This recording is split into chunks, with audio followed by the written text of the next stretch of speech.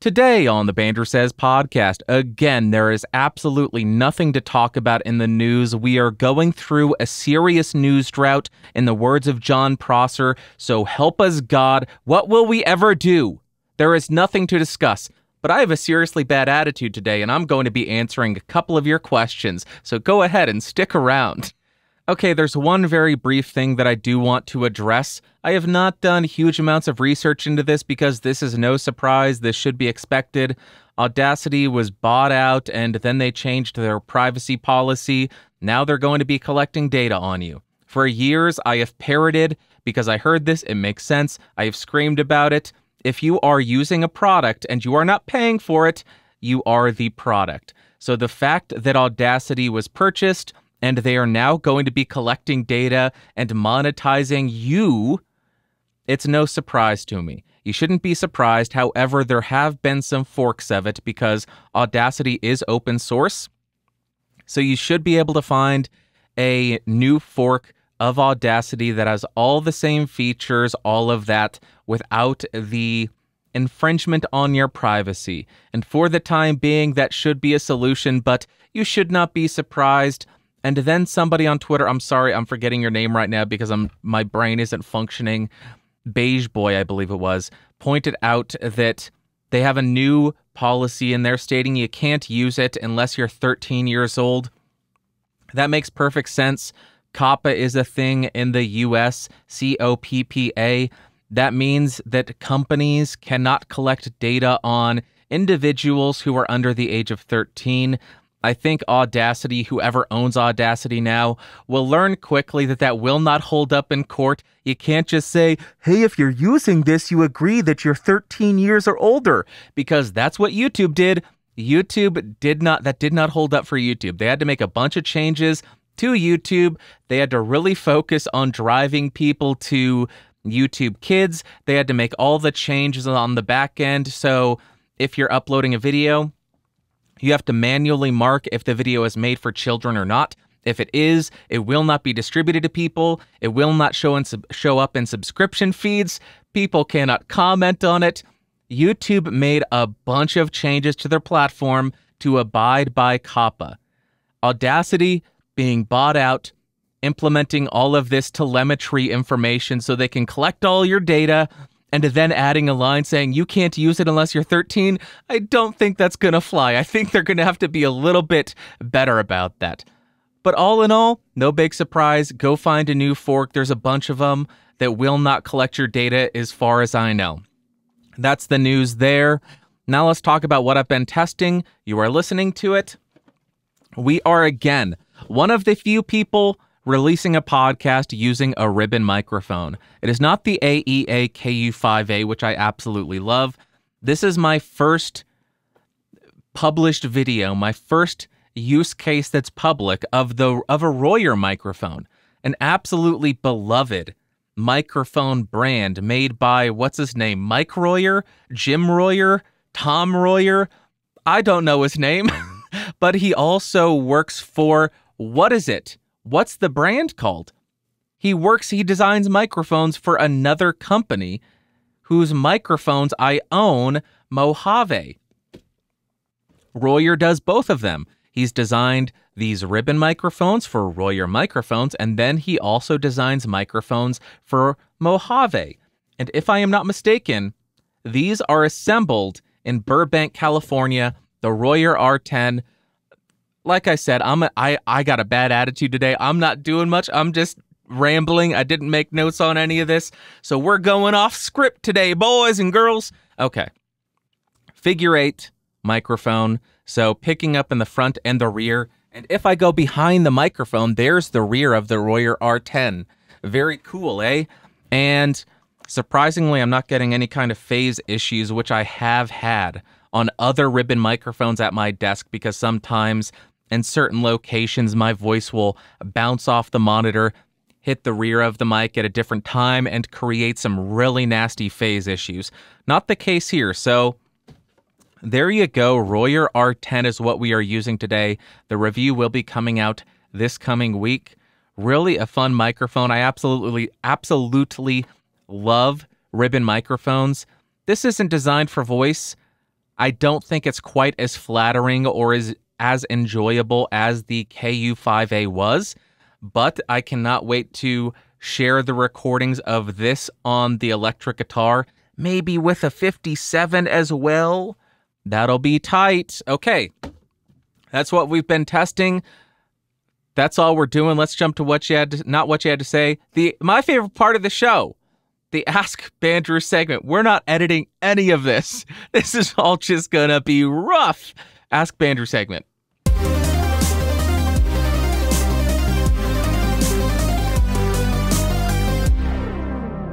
And here we are. This is the Ask Bandrew segment. If you have a question that you want answered, you can do that. We can make that happen. We can work that out. Go to askbandrew.com. You can send in audio, video, or text-based questions. There are instructions on how to do all of that.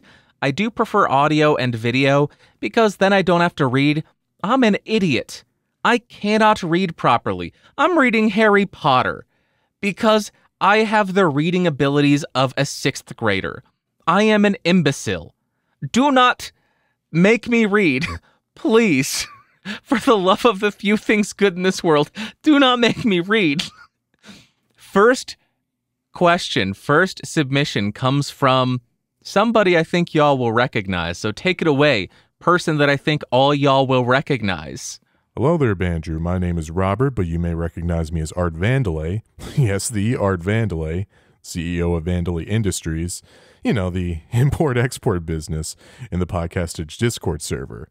I hope you're a Seinfeld fan, and I hope you got that reference. But anyways, my question for you, is it worth the $200 to add a Soyuz Launcher to my chain if my audio interface being the Audient ID22, if that already has ample enough gain to power my RE20? Besides the obvious benefits of just not having to push my interface as hard, which is not really an issue on the ID22 because the RE20 isn't asking for nearly 60 dB of gain like the SM7B does, and the preamps on the Audient interfaces are insanely clean and quiet even when you are pushing the preamp towards max gain.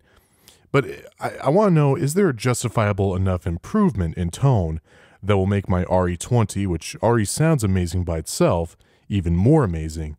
Thank you, Bandrew. Keep up the great work on both the podcast and the mic reviews on the main channel.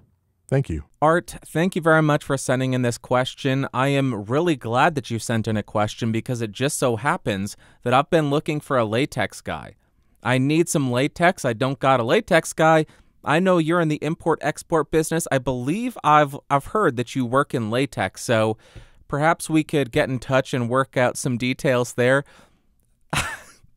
Somebody's not going to get that, and they're going to be very confused. I have the RE20 running directly into my Focusrite 18i20 2nd gen. My gain is set at 430.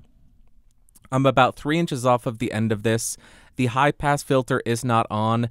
And I should note, I already know Art picked this up, and they've already developed their opinion on it, but I figured for anybody else, I would demonstrate it. Here is how the RE20 sounds directly into the Focusrite. Let's jump to the Soyuz, and then we can compare them. Now I have the RE20 running into the Soyuz, then running into the Focusrite. 48 volts phantom power is on, and I decreased my gain from 430 all the way down to 11. And here is how it's sounding. The thing that I would imagine you're hearing, it's hard to know because I'm monitoring in my headphones, is I know the Soyuz does a bit of roll-off in the top end, so you should hear a slightly softer top end here, but I won't know until I listen back. And if you're listening to the podcast or watching on YouTube, I would love to know what you hear. This has been the RE20 into the Soyuz, then into the Focusrite. There you go. Let's jump back and do another comparison. And again, we are on the RE20 running directly into the Focusrite. No Soyuz in line, and here is how it sounds. And let's jump back to the Soyuz so you can hear how that sounds. And we are back on the RE20 running into the Soyuz. No high-pass filter. Into the Soyuz, into the Focusrite, gain at 11 o'clock, 48 volts phantom power on. So you are getting significantly more gain. From 430 all the way down to 11. But there you go. Which one of these do you prefer? Do you prefer the RE20 direct into the Focusrite, or do you prefer the RE20 into the Soyuz to get a little bit of color to the recording and then into the Focusrite? Let me know in the comments on YouTube, youtube.com/BandrewSaysPodcast, and let's jump to the next question. For the second submission, we have an email. They say, "Hey Bandrew, do you have any thoughts on the social media platform Clubhouse?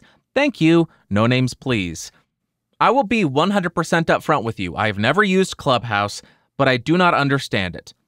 If you have not guessed by the fact that I run a channel about microphones and audio gear, I really care about audio quality. I like good sounding conversations. I like when people sound good when they are speaking. Clubhouse is an application that is exclusively for your telephone, to be used on your smartphone. What do smartphones not really have? They do not really offer this. Great sounding studio quality microphones. What else is true about people on their phones? They don't typically think, oh, I'm going to go to the room that has the least amount of reverberation. I'm going to go to a room and put the microphone close to my mouth. People very rarely think like that when they are on the phone. Chances are, when you are in a Clubhouse session with a bunch of people, 15 people on stage, screaming at each other about controversial topics, they'll all be using their phones, internal microphones, in crappy sounding rooms, and it will be terrible sounding.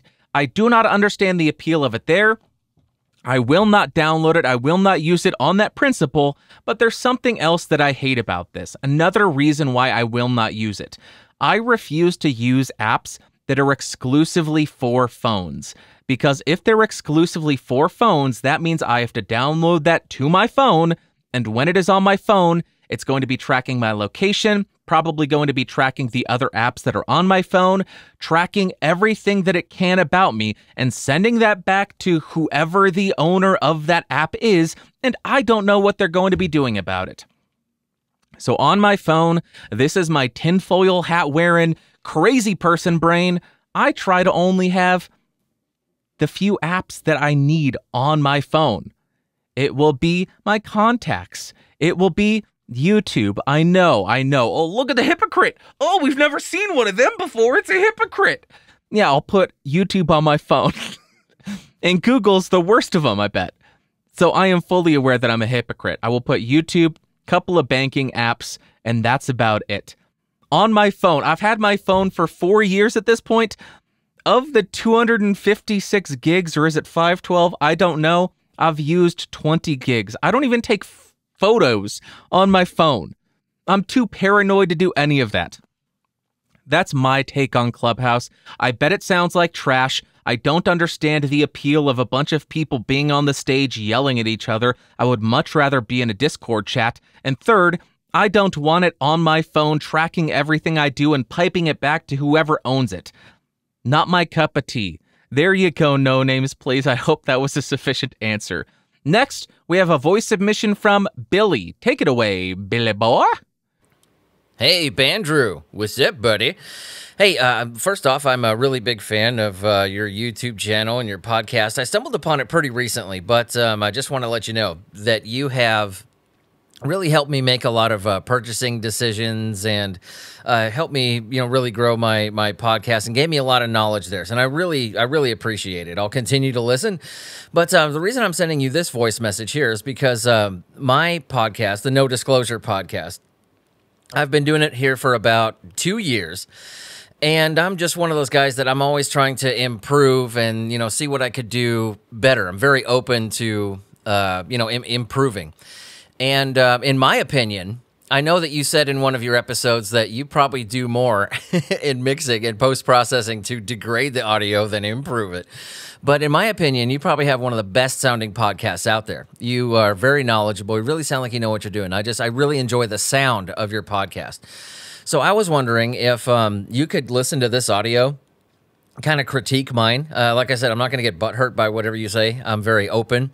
If there's anything that you think I could improve or anything that sounds kind of wonky to you, please let me know. I guess I want you to, kind of critique the sound here and see if what I'm doing is correct. I've, really taken myself to school as far as podcasting, and I throw a lot of turds at the wall, see what sticks. And the No Disclosure podcast, I want it to sound as the best it can with what I have.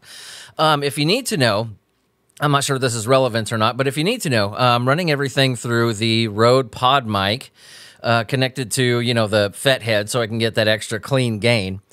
And as far as post-processing, I do, it's pretty basic stuff, really. I run it through an expander, a de-esser. I do the, very light compression. And, I just kind of, I guess I want to see if you can critique my sound, see if I'm on the right track here, if it sounds decent. I also had kind of a part 2 to this question. I've seen a lot of information about using a saturator, which I'm using on this sound sample right here. I see some websites saying, yeah, you should use a saturator. Some said, you probably shouldn't do that. And I'm kind of wondering what your opinion is on it. Me, I think it does add a little bit of warmth to it if it's done very, very subtly. I try to keep it like less than 5%, of what the audio is. I just kind of want to see what your opinion is on that. But mostly just kind of a critique of the sound, see what you think.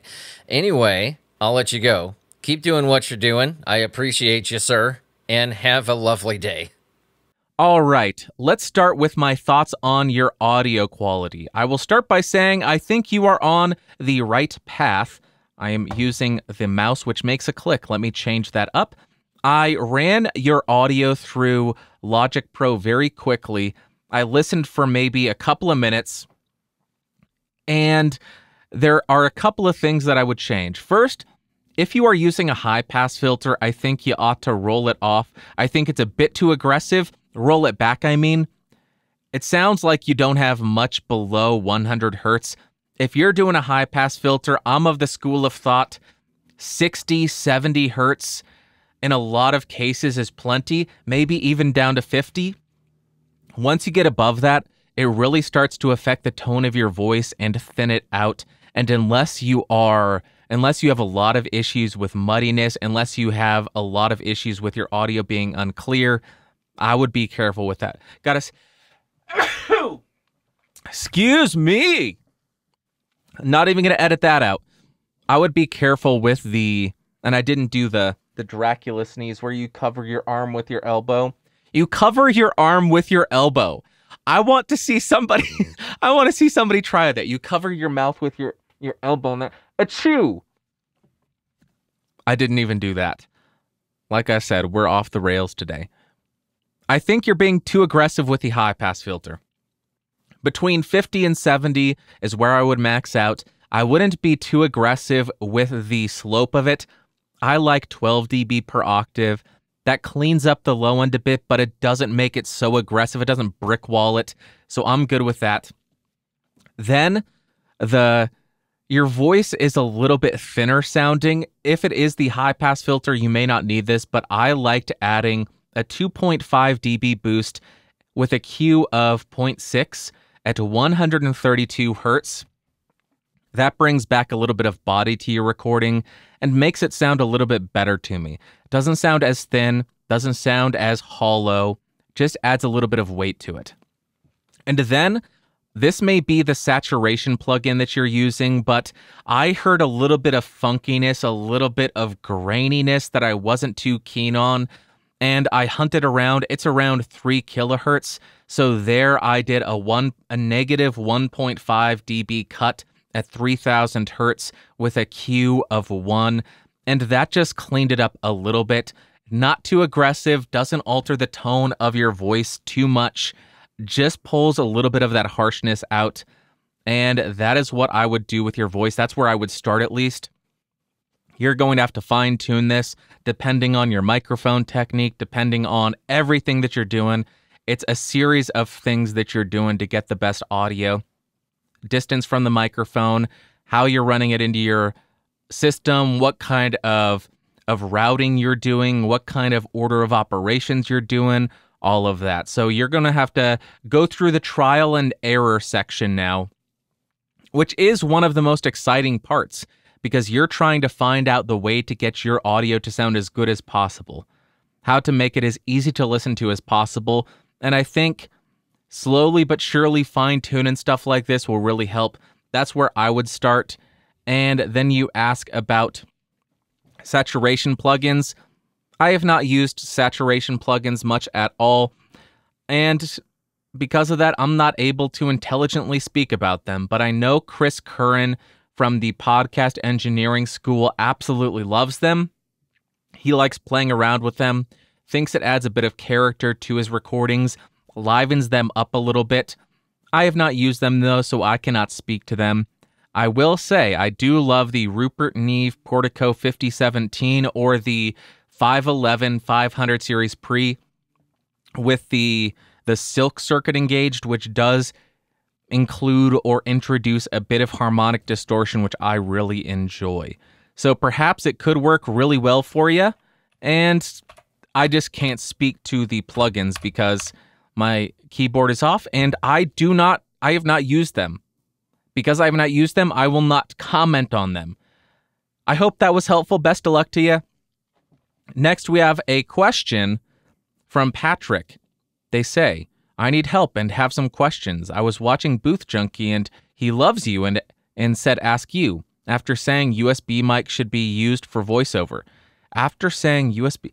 I'm trying to get started with voiceover. I am disabled and on SSI. I can't afford a ton of electronic equipment and don't know how to use preamps and all that stuff.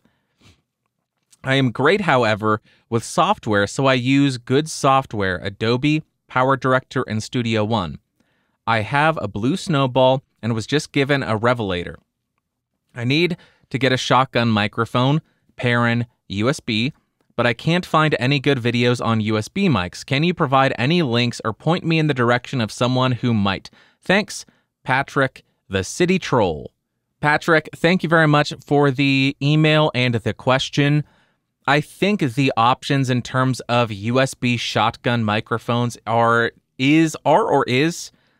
the selection is extremely limited. The only one that I can actually think of is the Rode VideoMic NTG. I did a review of that. I will link that in the episode notes. And if you are watching on YouTube, if I remember, I will throw it in the cards. Sorry about that. I bumped the, what is this called? A pop filter. I will put it in the cards on YouTube. And that's the only one that I know of. Also, I'm shocked that Booth Junkie said he loves me. Hey, Mike, I love you too, bro. Okay, hopefully that was helpful. Let me know if you have any questions or if you've made any decisions because this was from a couple of months ago. Lastly, we have a voice submission from Vogon, and y'all better not click off because resistance is futile. Take it away, Vogon. Hey, Bandrew. Vogon here from the Talk Podcast. First of all, I would like to thank you so much for your content and all that you provide to the community. Your Bandrew Says podcast as well, the podcast videos are always great to listen, and you have helped a lot, including me, in their journey in audio. So, keep on doing it, man. So, I would like to pick your brain about something that I face in my podcast. I do an interview-based podcast about mechanical keyboards, and I have what you could say crutch words that I link questions with. I do often use on another note or similar. I tend to send them really often, and I feel it sounds repetitive. What would be your advice on changing that and maybe having a different way of chaining questions together? Would there be a way that you say is preferred? I also find that just asking the next question seems more like an interrogation than an actual talk.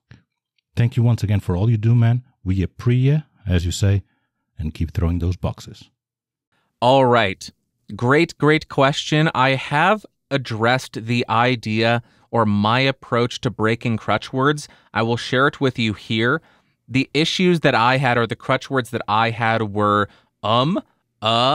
so, that type of thing, and I had a lot of issues with them. The way that I broke that, and the suggestion that I have for people is edit them out. Take the time, edit out as many as you can.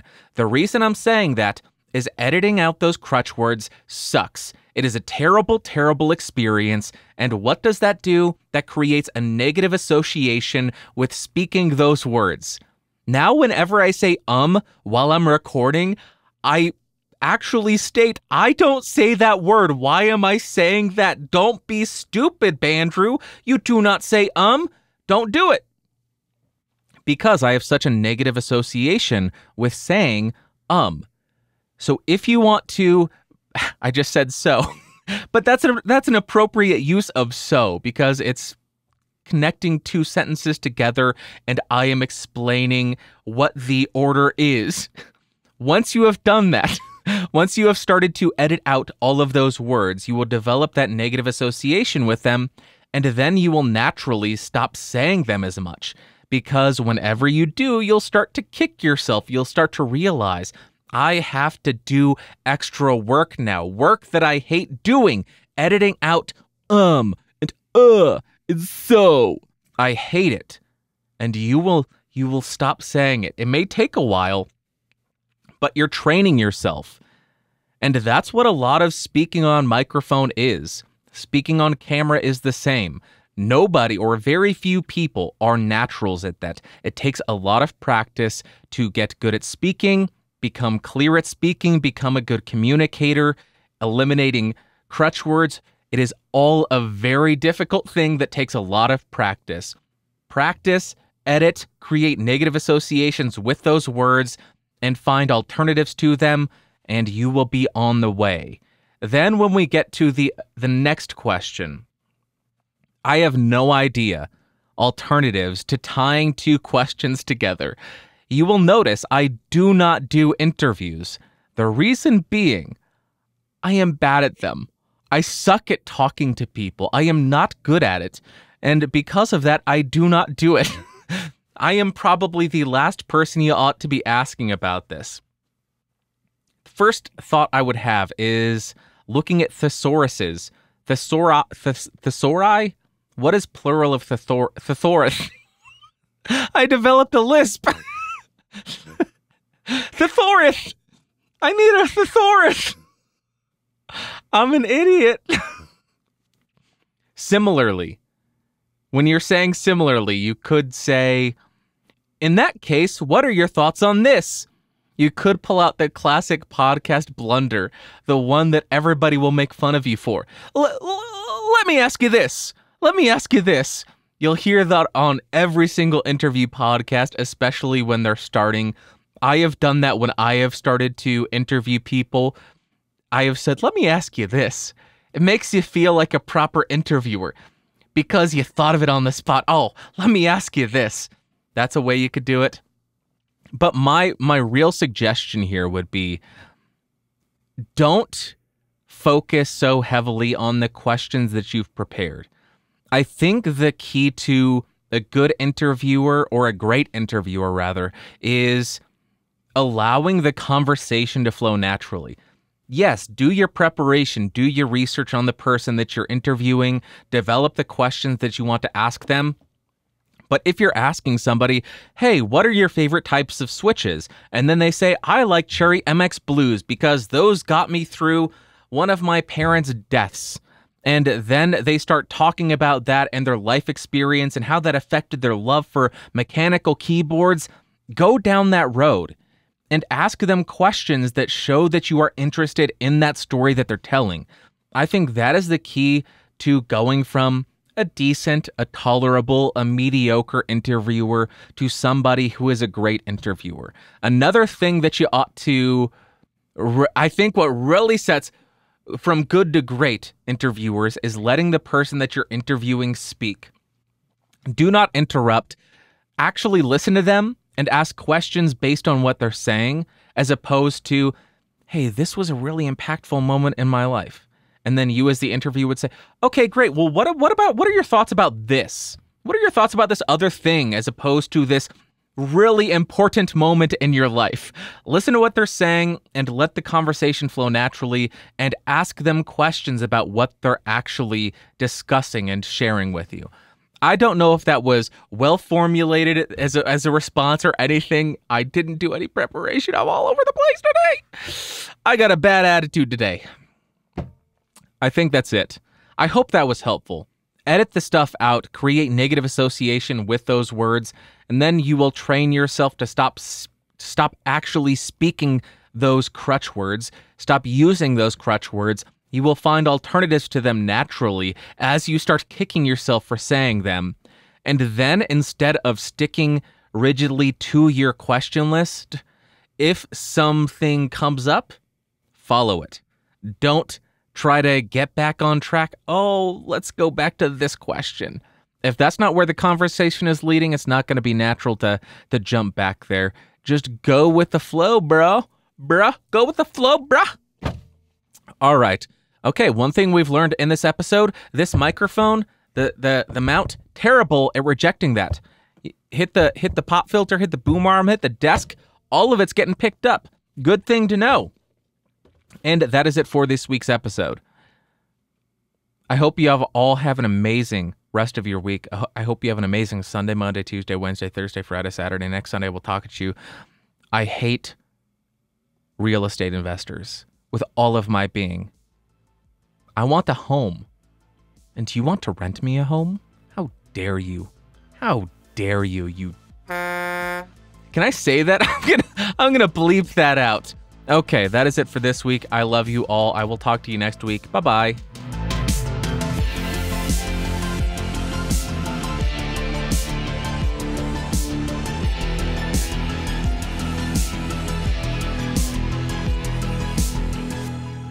This has been a Geeks Rising production. Your executive producer is Bandrew Scott. For more information, head over to www.geeksrising.com.